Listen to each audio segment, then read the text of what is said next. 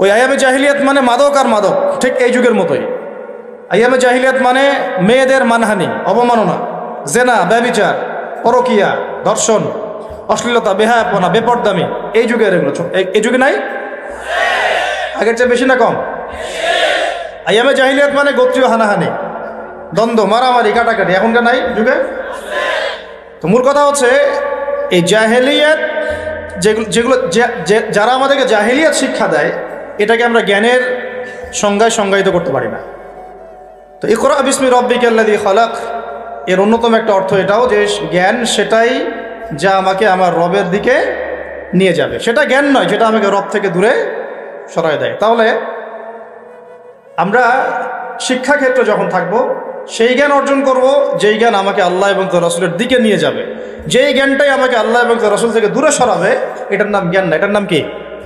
জাহেলিয়াত, মূর্খতা।